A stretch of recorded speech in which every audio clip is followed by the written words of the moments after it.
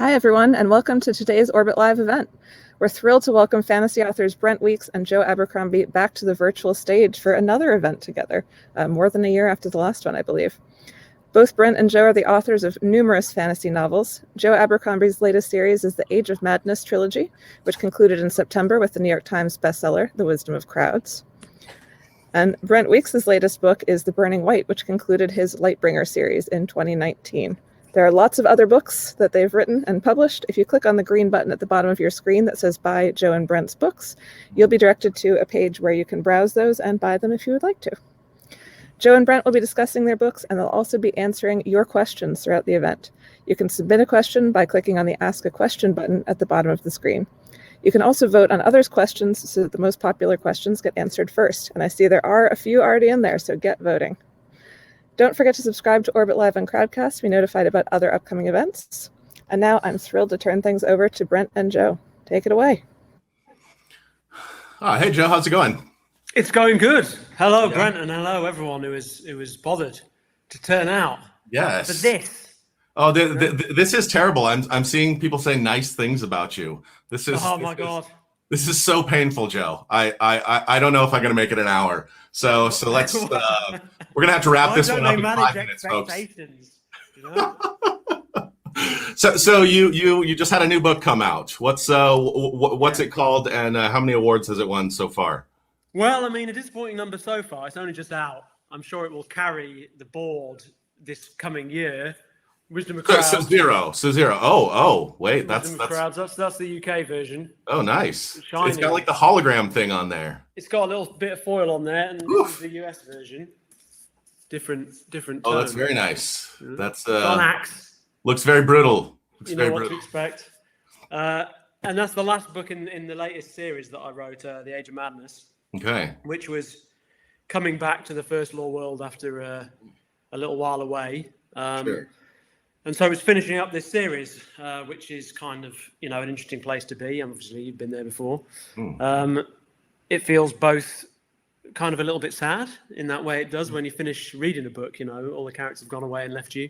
Yes. And left you facing the horror of writing something new, of course. Right. So, but it's nice to have it out there. It's nice to have people reacting to it, mostly well, I think, on the whole. Though, there's always a few pitiful doubters out there, who just don't understand what I'm going for, Brett. Just don't get me. Just, small people with small minds who dislike my book. Oh no, have we lost Brett? Have we lost Brent already?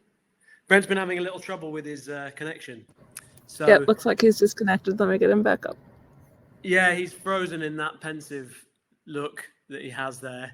And Ellen backstage will now try and bring him back for us.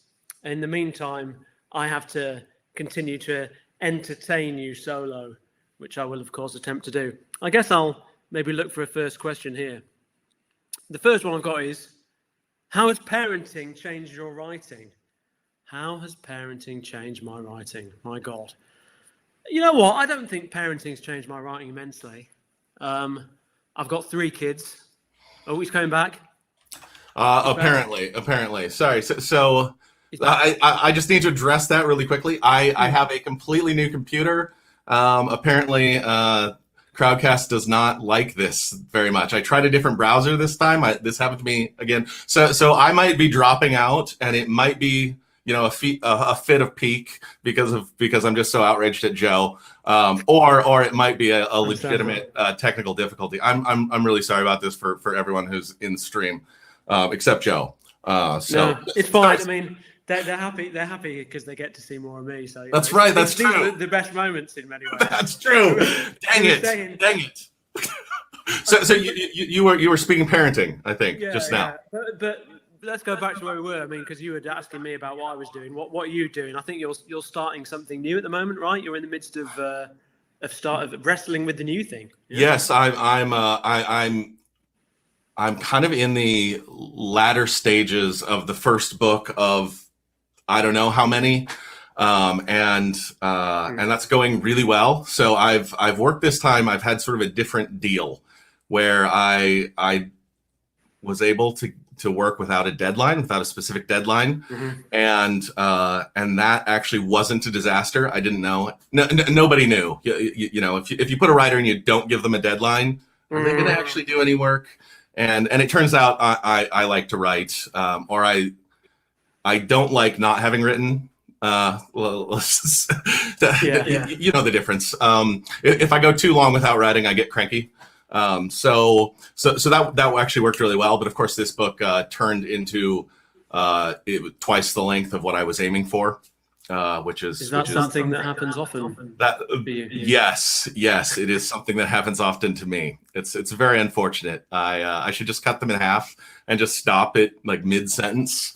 But that seems not very gratifying for the readers. So I try to. So I'm actually finishing up the first draft and starting to. I heard back from my agent. My agent has read the first draft, and he is let's see, to quote him, in awe. So I guess it's but he's all paid right. to say that, right? Yes, he is paid to say that. So he didn't know I'd be quoting him here, but of course I put that one in my back pocket immediately. So yeah, I've been diving into this, and then I don't know how early you do this in your process. So maybe you can talk about this, like when you're writing the first book of a series, or you're at some point in that first book of X number. Like, how far ahead do you look? Do you try to have the end points of the future books? Do you try to figure out, okay, this is going to be 3 books. This is going to be, 10 books. How do you do that? It kind of varies with every project, I think, up to a point. So this latest one, I was lucky enough to write all 3 books together, which was very handy indeed. Yeah. And I kind of had to do it that way, I think, just to make sure that, the end and the start matched. And I find when I write a book, I don't really know exactly how to start until I know what the end is. Okay. If you know what I mean? So I really wanted the opportunity to write all 3 as though they were a single book. So in that sense, with this latest series, I kind of had the luxury of writing the whole thing in one block before I published the first one. I mean, a very loose and ropey draft of all 3 before publishing the first. But it meant that, we were pretty confident that we could then hit deadlines once I had a draft, because obviously that's, a lot of the heavy lifting done, a lot of the doubt taken out of it. Generally, by the time I finish the first draft, I feel like, okay, this is not perfect by any means, but I kind of know what needs doing now. I've got the bits I need, so I can now say, yes, I'll definitely hit this date. I'll definitely hit that date. It makes it a lot easier to kind of predict all that stuff. So that was how we went about this one. So there was no need to know exactly where I was going. I had a rough plan, but I could sort of find my way through bit by bit. And I think by the time I finished the first book, I had then a pretty good idea of where the whole thing was going to go.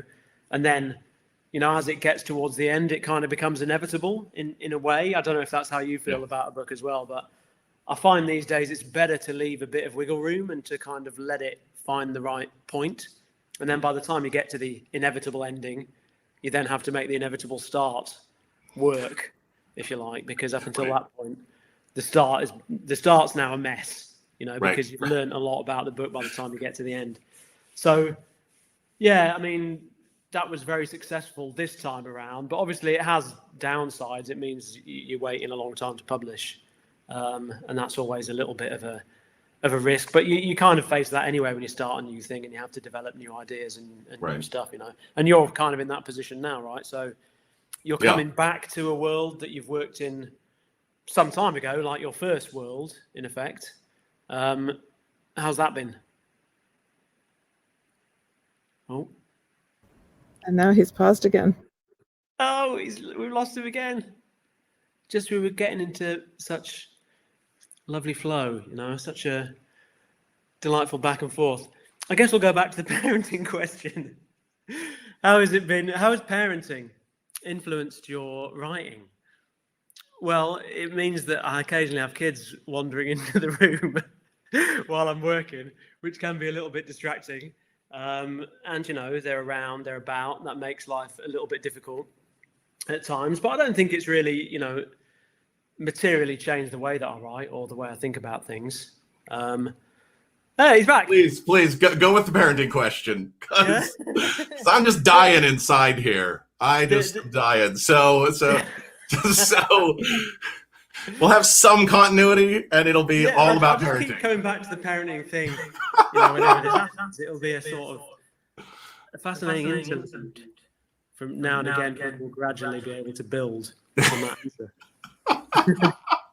Why don't we start taking some questions for the two of us? Yeah, sure. Let's. While you're here, I'll just do the parenting thing in between. Sure. The first one I've got. Hi, Joe and Brent. How much does the general plot of your books change from the first to the last draft? And how hard do you find it to bring the metaphorical jackhammer to your work?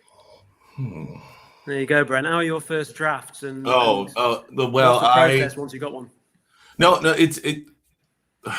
by the time I reached the end of the first draft, not a whole lot. Like there's a lot of tightening that needs to happen. There's a lot of questions I have to answer. But like I can kind of tell, where things are going. It's by the time I'm deep in the first third of the book, it's like, okay, well, we're kind of through act one, or like I see where things are going. I usually have the end in mind, or at least a broad shape of the end in mind before I even start. It's like, okay, they're going to get here. Something terrible is going to happen. And maybe this character lives, maybe he dies, but they're going to face off with, this conflict is going to happen. So we're always going toward that. And then at some point I go, yeah, she needs to die for this to work. Okay, I need to make that feel inevitable to the readers. And I tend to make a lot of notes to myself as I go along. This isn't working. Go back and change all this, and I'll just pretend that I've changed it, and then I'll write the rest of the book. And so anybody trying to read, draft 0 would be like, wait, this character totally changed on page, 200. It's like, well, I changed them in my mind, but I wanted to, push toward the end. So in a way, things don't change a ton by the time I get to the end of draft 1. Series are a different kind of question, but so, what about you? I mean, not dissimilar in a way. It's kind of, I guess my first drafts, I'd used to constantly revise and go over things as I was writing them. So there wasn't really a first draft in that sense, because I'd be just kind of endlessly working on things. That's how I started out writing. These days, I kind of try and plunge through a first draft as quickly as I can, because I kind of learned that's much more efficient to, get an idea of where you're going as quickly as possible, so that when you do your rounds of revision, they can be a bit more all-encompassing. You can work more stuff into them and have more things you need to change, if you like. But I think the first draft is probably, at least half the words, or 75% even, are the ones you'll end up with.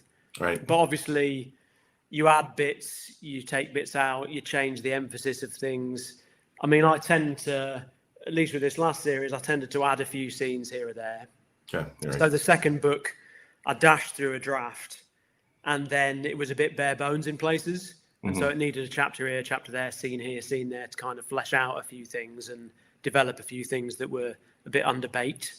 But a lot of it is just fine-tuning the sort of arcs of the characters, the progression of the characters. Oftentimes, I'll get to the end of a book and think, okay, this character does something surprisingly kind at the end, so that's going to work better if they're more ruthless earlier on. So I'll kind of tweak a little few things here to make that twist more effective, So there's a lot of changes going on, but they're often at the smaller level. It's not as our trash hole chapters or kind of radically change ideas. They tend to be smaller things. I mean, as you're saying, when you first start a first draft, you're experimenting a bit with how to write certain characters. And that's the moment where maybe someone isn't working that well, and you start thinking, do I need to rethink this? Do I need to, give them a totally different backstory? Do I need to change a woman into a man? Do I need to kind of think about something that's going to give me a different tone to the character?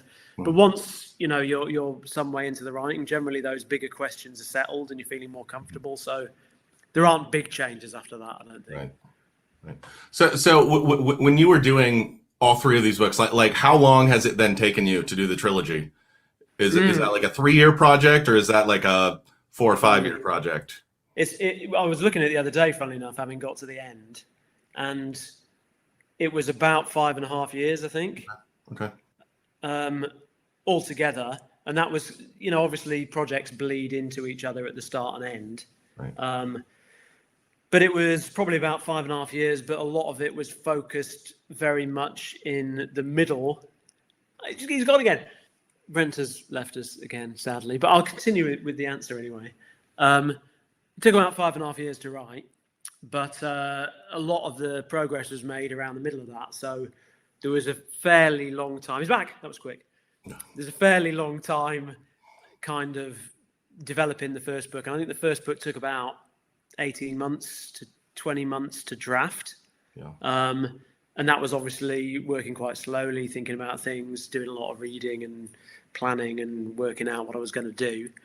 But once that first book was drafted, the other two took a year to write, both books. So I drafted both within a year, and then revised all three in the next 6 months. So the first 18 months, slow.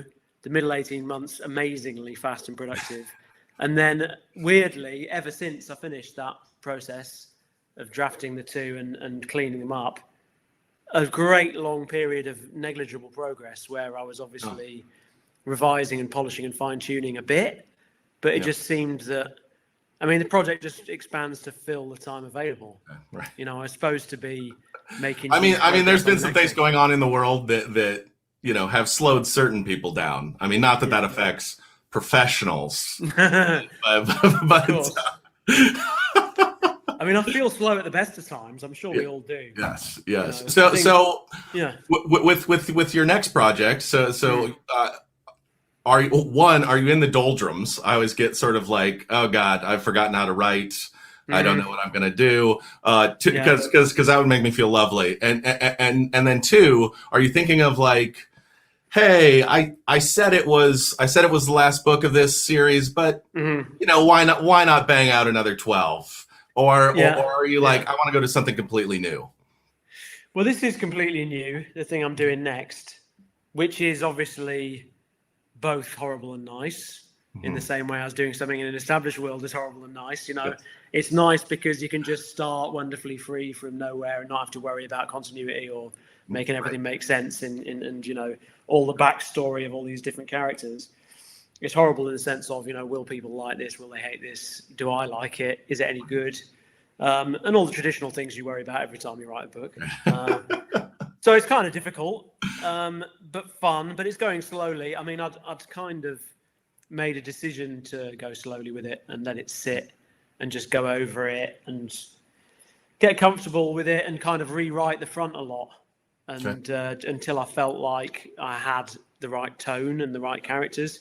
And I immediately failed to do that completely and just dashed off through a draft and got totally bogged down halfway through and started thinking it was terrible. And now I've gone back to the start and I'm rewriting the way I should have done in the first place. I'm feeling a bit happier with it. But it's going to take a while, I think, which is sometimes you just got to take a while if you can. Yes. So do you feel any pressure to have this, like, this is Joe Abercrombie's magnum opus? Yeah, but you always do, don't you? You always feel like a weird combination of, I can't let down the people who followed me from the start and like my stuff. I've got to give them what they want. But at the same time, I've got to follow my own creative direction, such as it is. I don't really have one of those myself, but I hear some people do. And sometimes, you also feel like you've got to do new stuff because, you know that everyone asks for what they did last time. Everyone wants another 15 Durzo Blint books, right? But they don't actually, do they? If you gave them another 15, they'd all have walked away by the 10th one. Yes. Because that's how people are. They want the emotional experience that they had the first time. And it's like, actually doing the same thing again will not give you that same emotional experience. No. So you're like chasing diminishing returns. Exactly. I'm not interested in that. And I sort of think trying to write the same book again, for me, is like artistic death. Just like, I don't want to hate my life. I get bored. of doing the same thing. It's like that. That's one of the things I do when I'm writing. It's like if I'm writing a scene and I'm like, well, I know a successful way to finish this. It's like it's the way I've seen it done before. It's like, ugh, that's too boring. It's too obvious. Everybody else has seen that too. Like, what can I do? What can I do that's more interesting, more difficult? And that's I say why I'm so dang slow. Because I'll sit there and be like, got to do better than that. But whatever you write, there'll always be some people who say, why do you always write the same book? And some people say, why do you refuse to write the same book? Because there's no two readers have the same opinion about any of these. So when anyone talks about what do the readers think, I mean, right. There's just thousands of individual readers. Right. Who knows? It's impossible to say, isn't it? Yes, that's terrifying. On that note, how about we jump back into the questions? Yeah, sure. Let's see. Okay. Oh dear. Well, I don't think we can actually answer this one because it's too spoilery. So I'll read the question and then refuse to answer it. Brent's stories always seem how to end. I hope that they. Oh. We've lost him. I will read the question and hopefully he'll be back in time to answer it. So it's Brent's stories always seem to end how I hope they do. And Joe's always end how I fear they will. A very nicely written question. Brent, how would Burning White have ended if authored by Joe? And Joe, how would Wisdom of Crowds have ended if authored by Brent? You see, Brent, it took me that long to read the question, so you've actually turned up at exactly the right moment. But I mean, you haven't read the Wisdom of Crowds, I'm guessing. No, I think everybody would have died at the end if I'd written it, right? I mean, that like if Joe died today, God forbid, right? And they said, Brent, will you finish his next 4 series? I would say, well, how much will you pay me? I would say I would be honored to serve my friend Joe that way. And then I would just have everybody die on page 2. And everybody would be like, well, yeah, that's a Joe Abercrombie book. I mean, at least that's what the internet tells me. How hard can this be? I mean, I find the whole idea of finishing other people's books. I sadly have not read Burning White either, so it's very hard for me to know how I would have finished a book that I know very little about. But I feel like, I find the whole idea really odd. A lot of people talk about this. I mean, because obviously Brandon Sanderson, who is, let's face it, a bit of a one-off in many ways in terms of work rate and in terms of his ability to take on different work streams and compartmentalize. I mean, I don't want to use the word machine because that's kind of probably unfair to the guy. Right. In terms of his ability to put words out. He's unique. Yes. And he does things very well. Yes.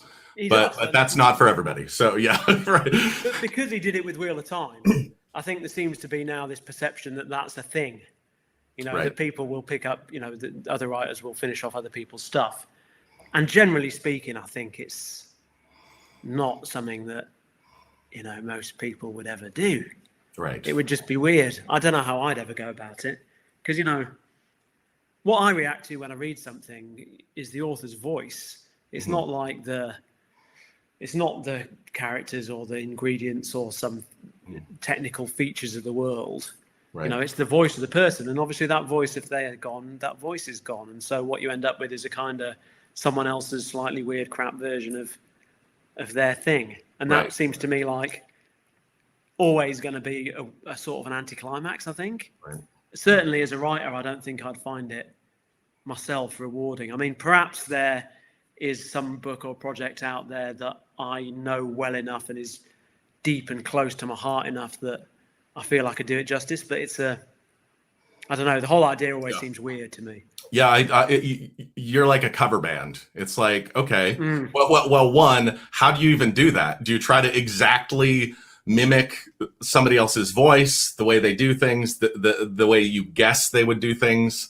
I think it puts you in. I think it would put you in a lose-lose position. Except financially, perhaps. So, which is the thing. Like certainly at this point in my career, I would not do it. I mean, like if Yeah, so, if somebody passed away and they had like 20 pages left in their book, and they're like, "Hey, could you look at this and tell me, like give some editorial notes?" I'd be like, "Sure, that would be fine." But like actually trying to finish something out for somebody, it's like, man, I always find the last books of things incredibly difficult, especially for organic writers. And it's like, oh man, trying to pull things together for somebody else. Man, it's hard enough to pull things together for myself, and I was in my own head. Yeah, I don't like the inside of my own head, let alone anyone else's. I mean, come on. Exactly. Okay, so what's the hardest part of being a writer, Joe? World building, making a character arc, naming them. With what did you struggle most at the beginning of your career? Oh, that's an interesting question, actually. Good questions tonight. I mean, usually with these things, you get questions you've been asked 1,000 times before. I don't think anyone's ever asked me that before. So, the odd thing is, I mean, when I started, I was doing it purely as a hobby and for fun. Dicking around, really, is the best way to put it. I made stuff up in the middle of the night for my own amusement. Never really imagining that I'd get published, although dreaming that I would be immensely successful and would sweep down a marble staircase with a dirty martini to rapturous applause and all that stuff that authors supposedly do. I fondly imagined at that time. But I was doing it for the fun of it. And so nothing was hard because there was no stakes. Right. I'd do whatever I liked, and I was just experimenting and having a laugh and writing whatever I liked. So I suppose it started to become harder after I'd finished my first trilogy, in a way. I mean, because I was lucky enough that, I signed a deal when I was halfway through my second book. Okay. And then by the time the first book came out, I was most of the way through the third book. Okay. And so I was kind of lucky that I didn't really ever have to respond to readers' kind of input. I wasn't really conscious of the readership being out there and the expectations. And so it was only really when my trilogy was out and I had to write something new and I started writing Best Served Cold. That was when I sort of had my existential crisis, I think, as a writer. That was kind of my difficult second album, I suppose you might say. Sorry, I'm still talking. I mean, it's no difference. No, that's great. I saw somebody say that we both froze, and I was like, sweet. But then somebody said, you got a flattering picture of Joe, which is really frustrating. There are no unflattering pictures of me. That's true. That's that's that Hollywood thing that you were saying. You walk down, you get the dirty martini, you mug for the cameras, and that's just your life. Suit, all of that stuff. Maybe some suede elbow patches. I don't know. Maybe is that too much? Can I get away with it? Sorry. So were you talking about your sophomore album? Yeah, I was saying Best Served Cold was when I sort of faced difficulties. Difficult second album. I'd got faster and faster with the first law, with the characters I knew. Yeah. And the story, bringing the story to the end, I had a lot of it planned and worked out. So it kind of just cruised towards the end, really. And I just imagined, okay, well, I'm brilliant now. I've got this. I cracked it. Yeah, now I'm going to write the next book in 5 months, then 2 months, then 1. Right. And of course, what happened was, as soon as I started to write something different, I had no idea what I was doing. Right. And I'd never had to do that before, come up with new ideas. I'd had this reservoir of ideas I never even knew I had that I'd built up during, the years to that point. Suddenly had to think of new stuff. And so that book was just really difficult, and I hated it and was really worried about it and didn't think it'd work at all and thought it was doomed, Yeah. And I suppose that was an important experience because it made me realize that actually every book you write is like that. Right. You hate it and you doubt it and you think it's going to be terrible. And that knowledge makes it easier to bear somehow. It doesn't make it easy. Right. But knowing that it was horrible last time and it came out okay means that when it's horrible this time, you kind of just have to have faith a little bit. Mm-hmm. I mean, how about you? What's your most difficult, your biggest problem with writing, your hardest moments? I usually it's my hardest moments are early in a first draft, and when things aren't, I feel like I've forgotten how to write again. I have no idea what I'm doing. Like the book, just is a fog. It's like this is never going to come together. this idea isn't that good, and like all those things, like that self-doubt thing, like you're gonna hit it, and over time, like you said, it's like you start to understand the book looks so amazing when you're in the hard part of the previous book. The next book looks really easy. It's like, oh, that's gonna be a breeze. This idea is amazing. I'm gonna just churn that sucker out. That's gonna be so fun while this sucks. And then when you get there, at first you're excited, and then at some point you get lost in the woods. We were talking about Dante a little bit online, and you find yourself, halfway through this life lost in a dark wood, and you're like, I'm screwed. This is never gonna happen. Like I have this thing where I'm like, every day that I don't do work right now, like every day that I'm stuck, is me screwing myself later. Like when the deadline approaches. And so I not only don't enjoy not writing, I don't just take the day off. I like sweat through it, but I also have this added anxiety for the end. Although that's softened as I've done this, 10 times now or whatever. It's like, okay, Brent, calm down. This always happens. This happens every single book. And you're going to have these peaks and valleys, and like you'll write something and be like, that was terrible. And then later you're like, okay, but it's on the page. I don't have to worry about it. At least it's down. And then you'll come back to that chapter. You'll be like, where was that part that I thought was really terrible? Because this is pretty good. Yeah. So starting books is generally the hardest thing. That and for me, switching modes from being in hermit mode to trying to switch over to publicity mode, and like okay, I got to put on my game face and try not to say anything stupid. And okay, I want to bring something new to a book reading. How do I do that? Pretending to be a celebrity. That's not natural for me, unlike you. So I mean, I guess because you're the real thing. So that's exactly what I was going to say. Yeah, I mean, you're pretending, and I actually am. It's hard to be a pretender, Joe. It's hard. You should try it sometime. Well, I would do.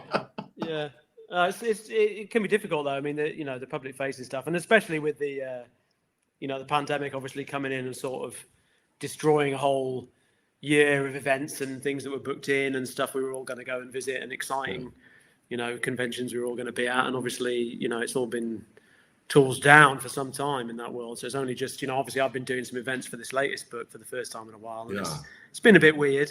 Yeah. Do you think the book tour is coming back? Do you think that's going to be a thing, or like what was your experience? Yeah, I mean, it will come back. I think whether it'll come back as well as it did before, it's kind of hard to say. I think there'll always be a mixture now.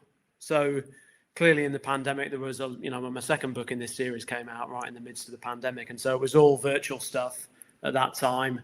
It was crowdcast. It was this sort of thing. And that's great. This kind of thing is great because you can kind of connect with all sorts of people out there, and people who would never be able to come to Waterstones in Worcester or wherever it may be, people in Australia or people in Africa or people in Asia, wherever they may be, they can all turn up and watch something like this if they want to, which is lovely as part of the mix. But it's also nice to look people in the eye, and so we went out and we did some events, and they were really good in the main. But this, there was masks and of course, and there was kind of, it was all a little bit awkward. No one quite knew what the rules were supposed to be. And obviously in a line, you would have signed books people and they would have come up and had photos with you and, shaking your hand and that kind of thing. And suddenly it's all a bit like, oh, what are we doing? What are the rules? And no one, it's all a bit uncomfortable, but it'll be back, I think. I mean, the US is obviously a very different scene in terms of touring because it's such a more, it's a much bigger undertaking there where you've got to fly, and here you can just take the train between places and get a couple of events in a day, and it sort of probably makes better sense. I mean, out there's always tough to tour, right? Yeah. I mean, I've got this little round that I do of the West Coast, and we sort of have like a week worth of stuff, and I just hit the West Coast stores, and it's not too bad. But when you start to add in, okay, I need to fly to Dallas, and then I need to fly back to Denver, and then I need to fly back to Cincinnati. It's like, oh, these turn into really enormous distances. Oh, fly from there to Orlando. It's like you have a couple 4 o'clock mornings in a row. You get to bed at like 1 and you get up and you got to be on a flight at 4 or you got to wake up at 4. It's like, yeah, it's people have seen me not at my best. You have a not best? Yeah. As it turns out, like Frozen on a computer screen is about the best I can do. But right below that is me on 3 hours of sleep for several nights in a row. And every event, even for the most established and best known authors in the universe, every event is only one bad bookseller or one messed up bit of publicity away from no one turning up. I mean, right. And you turn up and there's 10 people and you kind of think, why the hell have we flown to Orlando for this? I mean, it does, it's kind of, especially, when you first start out, it's lovely to go and do an event and to meet any readers, and you're always excited to do that. But, once you've done your lecture in Holland to 2 people and you sort of, you Emirates Festival Literature in Dubai with 6 people, and so on, you kind of reach a point where you're like, okay, really double figures, please, or it's just not worth doing. So yeah, you reach a point where you just think, they've got to be good, or it's not really worth doing. Yeah. Yes. Well, let's look for another question. Yeah, sure. We actually have a good question in the chat. Someone who's wondering if there's somewhere they can get signed books. Do either of you have a local bookstore that has signed books available? Ooh, good question. I do a signed book or 2 through my own web store, which I opened in November. That's just the Black Prism. I'm also going to be doing some a giveaway of some covers over there this year, so I'll have something about that coming soon. I need to look into signing some more books and have a way to give those to readers. But like generally, because I don't want people to send me their books lest they get completely beat up in the mail, and I lose them probably because I'm not much of a retailer. I'm more just a guy who writes books. Every once in a while, I'll do the signed book plate things, which is, for people who don't know, it's like a nice sticker. And I sign it to you, and then you put it in your thing, and it's a lot easier to mail one piece of paper than. Yeah. So I'll do something like that soon. Joe, did you work with somebody to do signed books? I mean, kind of at times I do, but generally around when books come out, because that's when the sort of demand is there.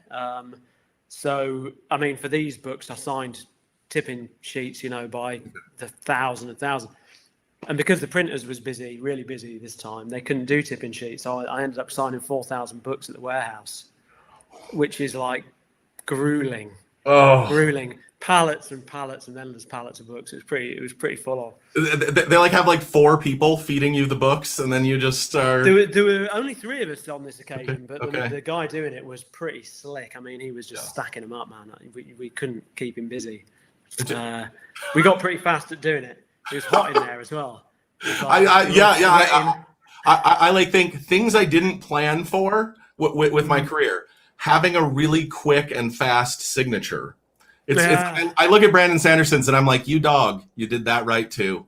Because he goes, and I'm like, that's nice. I should have done that. Instead, I'm like 10 seconds per signature, and it looks bad anyway. So it's terrible. Things you don't know about.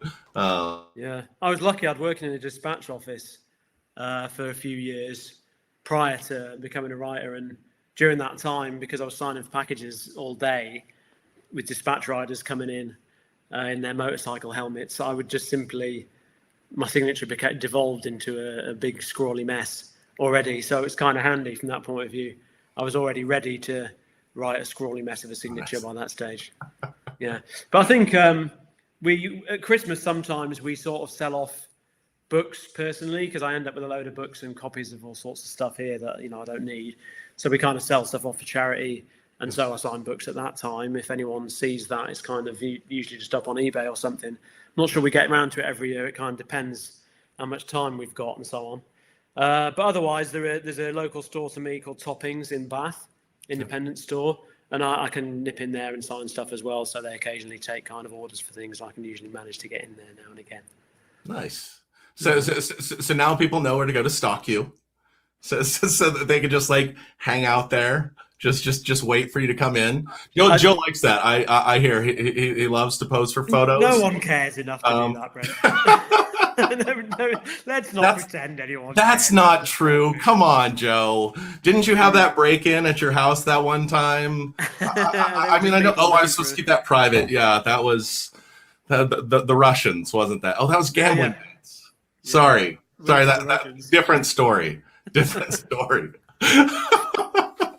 All right, so here's a question. Yes, we should jump into a question. You have each been chosen to write a gritty, dark reboot of a beloved children's book for a new adult TV series for a premium network. Which one do you pick? Good Lord. To pick a beloved children's book you want to do a gritty, dark reboot of, Brent? I've got to go first. I mean, I think Scooby-Doo is just the obvious, you know, and not all of them make it.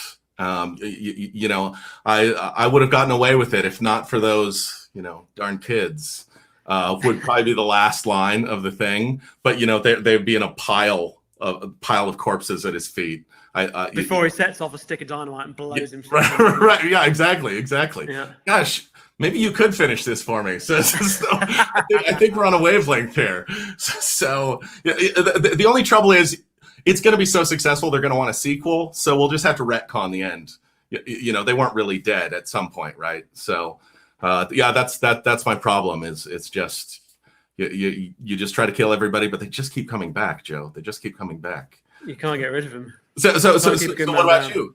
Children's. Well, there's a second part to it, which is in the opposite case. You need to take one of your characters and build a new children's TV series around them. Who do you pick? So, I mean, you know, it's an embarrassment of riches for children's TV in my work, obviously.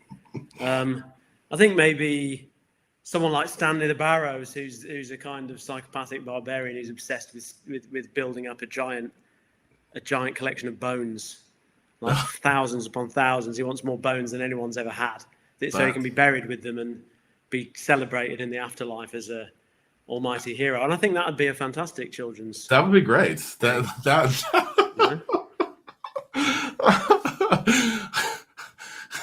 Yeah.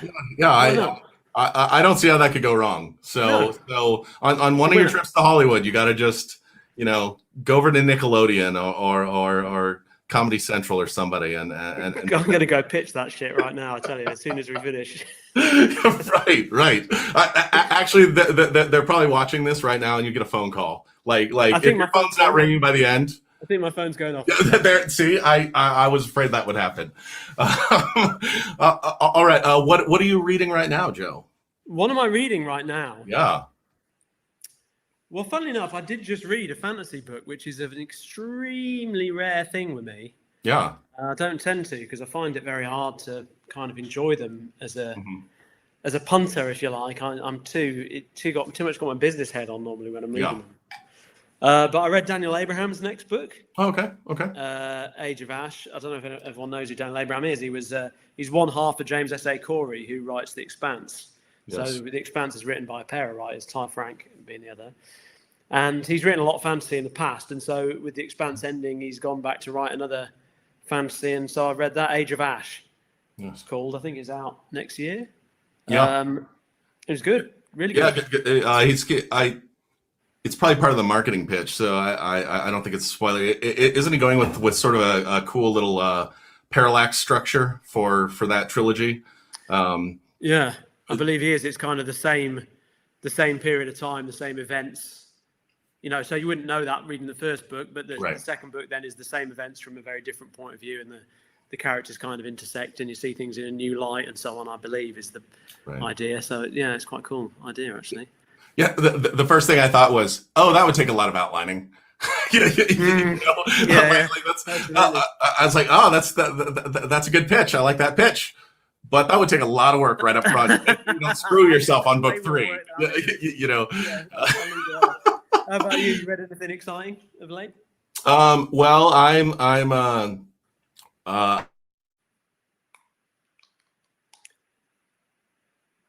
and so we return to the question of parenting. Parenting has not hugely changed my approach to writing in the main, but it's nice having children to convey your genetic material to the next generation. It is the cornerstone of this life we enjoy on planet Earth. Oh, he's back. Hey, Brent, how you doing? I miss the cornerstone of this life we enjoy on planet Earth. Like, how did I back do to the that? parenting question? You missed the good shit there, man. That's the most profound stuff. This is horrible. This is horrible. I'm missing out on my own stream. Sorry, it is painful, unfortunately, for everyone watching. I do apologize. But here's another one. Do you ever get bored while writing? If so, do you think it's a bad writing day and start over? Or do you just keep going till you have to edit? So bored while writing, and if so, do you abandon or do you kind of batter your head against it? It sounds like you're more of a head batterer from what you were saying earlier. Yeah. If I get bored, it's my subconscious telling me something's gone wrong. Like, you need to fix something, and so stop, take a second, rewind it to yesterday.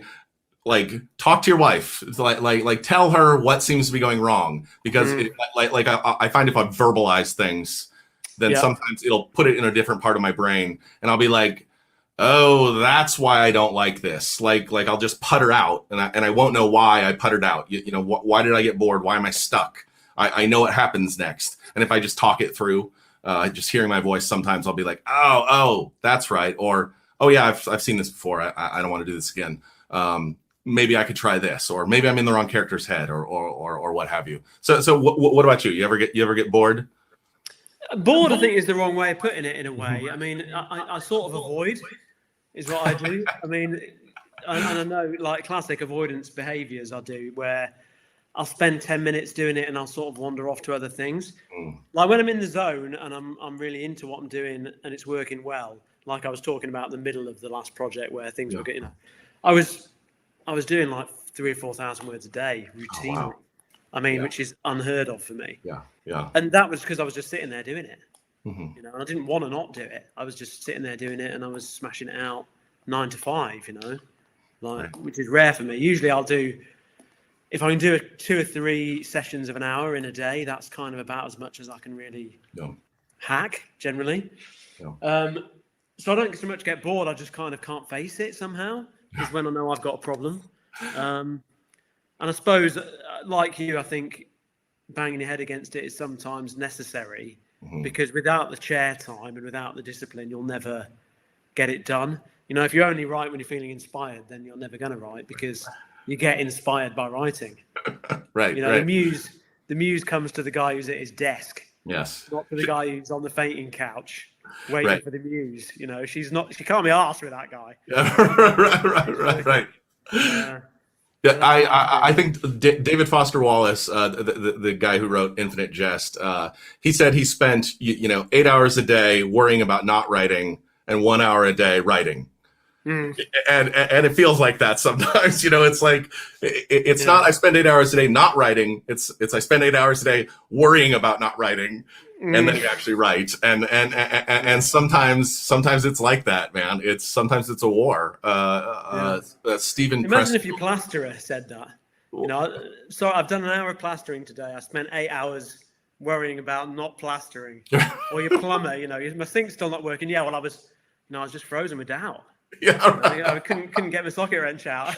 A couple of people in the chat, incidentally, are asking, you never got to say what you were reading. I'm reading some. It turns out this year is the 700th anniversary of Dante Alighieri's death. So I've been rereading the Divine Comedy, and there's some colleges that are doing a reread together. Rereading the Divine Comedy, I like. Oh, sorry. Did I do that? Man. I did the thing. So that's like a total pretentious thing people do. They know, an English major, because they're never reading anything. They're always rereading something. Right? It's like, well, I'm going back to the greats, Joe. Absolutely. Kind of people in my sphere. Dante. So Dante, like I'm sure I miss completely all the poetry in reading him, because I'm reading it in course. Yeah, sure. The world building is really astonishing. Like, he was really into world building. Like you see people do all the drawings and stuff, and you're like, man, this guy's writing a fantasy novel. Except he's combining all the pagan mythology with all the Christian mythology. He's like keeping this stuff together and kind of claiming. And sort of a lot of social commentary of the time as well. Oh yeah. Very, very much had a lot of people relevant to kind of local Italian figures, and people are all peppered in there, and commentary on the events of the time. No, he's gone, leaving me to talk about Dante. Can you imagine? I read Dante's Inferno long ago, and then I think I got a little bit into Purgatory, about 5 or 6 chapters, and I thought, man, Purgatory, just not for me. The Inferno bit I was good with, but I suppose that's probably the trajectory a lot of people have with the Divine Comedy. Kind of, hell yeah, I'm all about that. Purgatory, does anyone ever get to heaven? Have you read the heaven one? I don't know. Yeah, heaven is the most boring part. I mean, isn't it? I'll be honest. It's kind of slow going when you're in heaven. The drama's down below, right? I mean, yeah. Well, yeah. I actually like Purgatory. I thought Purgatory had a lot of good things to say. But anyway, Dante's amazing. And he, people are reading him 700 years later, and they should. They should. He's really a stud. So, so people will be reading us in 700 years' time. Oh, obviously. Yeah. Well, we can hope. Let's see. So let's. What fantasy authors would you consider the biggest influences on your own work? So Joe Abercrombie is really the first on mine. Other than that, everybody's a distant second. So Joe, why don't you take this one? Well, I mean, I was going to say Brent Weeks, obviously. I mean, but there's a little-known British author called J.R.R. Tolkien, who I think is going to be successful. You're right. Minor of the. He wrote this Lord of the Rings, and that I think is right.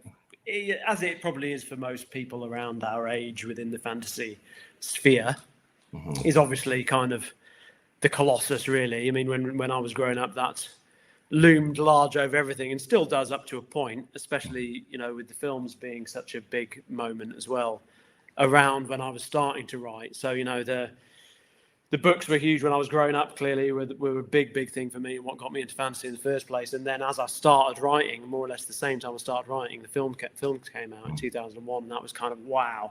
There'd never been anything on film that seemed so convincing and compelling. Right. And it just, especially the first film for me, was just so brilliantly realised, So Tolkien, certainly, and then, a lot of guys like Michael Moorcock, Ursula Le Guin, and George R.R. Martin later, really did...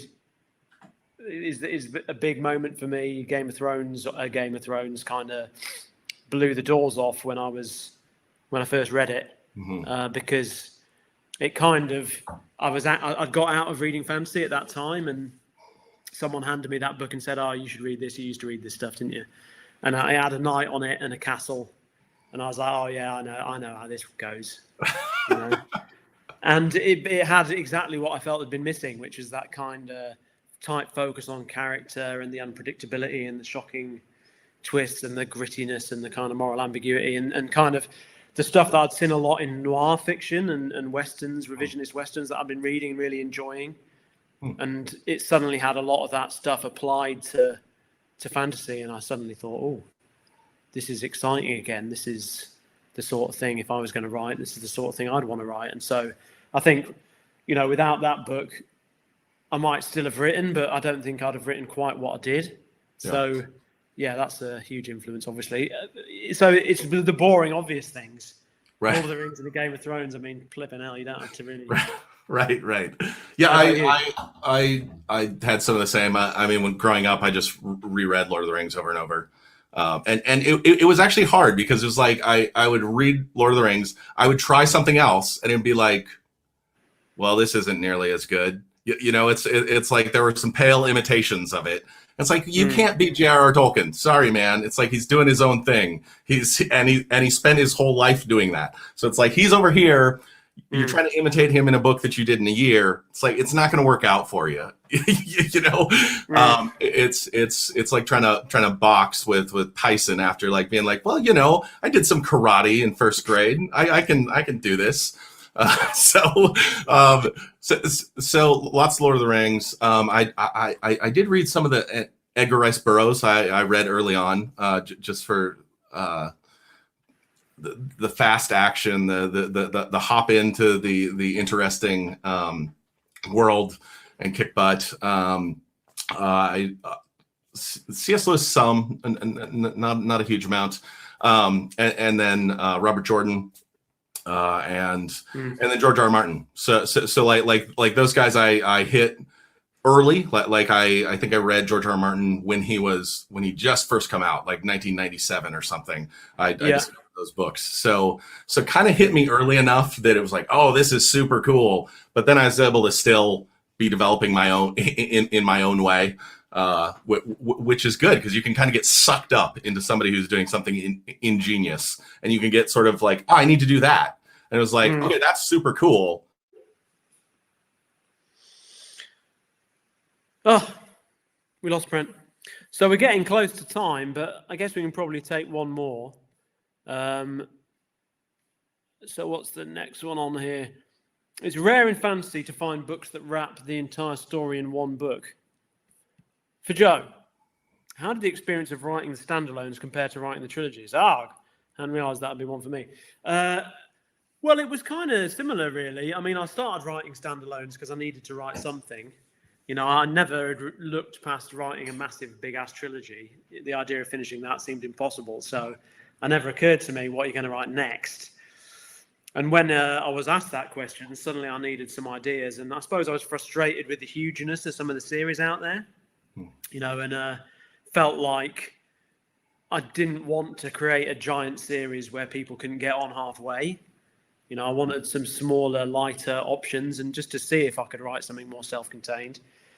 And so, you know, the main difference is that when you write a standalone book, you obviously have that luxury of writing it in one go and getting to the end and seeing what you've got, which was kind of vital because, as I was saying earlier with Best of Cold, I really did find that very, very difficult. So if that had been a series and I'd had to put out the first part of it, I think it would have been bad, you know, because I'd still have been in that stage of massive doubts, and I would have written the second book and thought, oh God, I wish I could rewrite the first. So it was just as well I was writing standalones. And because of that experience, really, that was partly why when I came to write another big series, I wanted to do it in the same way and write all three together as a draft. And you've written... have you written standalones? You've written only series, haven't you? You know, I've thought of writing standalones. Sounds really great, and then they suck me back in, man. No, I mean, of course. Like the thing is, as well, when that's the mode that you know and that you love and that you kind of were drawn to in the first place, then naturally that feels right. And I mean, people who like fantasy like big stories with lots of characters and density and time to see things develop and grow, and so it's natural that happens in a way. It's something I really like. I mean, I see the commercial and even the artistic value in like writing a short book and like I had somebody come to me at a signing once, and they like picked up my books and I was in France or something, and the books there, you know, gained some in translation, and they sort of looked at it and they were intimidated by the size. You know, they're like, do you have anything shorter? Like they wanted to try out a Brent Weeks book, but like that was too much for them. And I was like, yeah, I really should write a shorter book someday. And so I've been trying to write a shorter book all along, and just for that one reader, that one girl in France, man, I keep trying to help you out, but I keep failing. But what I see that one of the things I do well, like one of my fastballs, you know, like everybody's got their skills, is having characters who continue to grow. And it's like, okay, they're deep characters. They don't just have one place to go. They've got numerous parts of their personality that are broken, and ways that they can grow and change, and then relationships with all these other characters that, like, for me to write a standalone is really challenging. It's like I want this character depth. I want this depth of like they know these people around them, and that matters to them, and people have feelings about what everybody else is doing. So I would love to write a standalone someday. I have not done that yet. What I've done with this book, though, is what I tried to do with my first book, The Way of Shadows, which is like I give you a whole story and it ends. And if you're like, hey, I'm not into the Brent Weeks thing. I read that book. I got an ending. It actually ended. And now I can go on to something else rather than just like, I feel like you cut me off in mid-sentence, and and now I'm chained to these books. I've got to keep reading them. So I tried to do that in this book as well. So give people an ending. So, well, we're past the hour. Well, we passed the hour. So is there any graceful exit we can make here? I'll probably just freeze up, and that'll be my graceful exit. Sorry again, everyone. Just to thank everyone for coming, I suppose, and to thank you for conversing with me. Yeah. And say sorry that we've obviously had some technical problems of one kind or another, but I think we got through it in the end. Yes. Well, thanks for handling all the baubles of my new stinking Mac. Sir, you'd think. And people got to explore the relationship of parenting to fantasy with me. And That's good. That's good. And like when we were in the green room, we were like, my wife and I were sitting here asking Joe for parenting advice, and it turns out we missed all of it. So I will leave here feeling very unfulfilled. But Joe, it's always a pleasure to talk to you. Yeah, absolutely, Brent. Always a pleasure. And hopefully we'll see each other in the actual flesh at some point. Absolutely. Hopefully this all this will pass. So somebody said to say something about our social media, so you can find he's. I am at Lord Grimdark, if you can believe that, on Twitter, and so you can find me there pontificating and generally talking out of my ass at all times of the day or night. And Brent is at Brent Weeks. We can put both those links in the chat too, so folks can find them. At Brent Weeks, absolutely. So we'll sign off, I think, at this point. And thanks everyone for coming. It's been lovely to be here. And hopefully we'll see you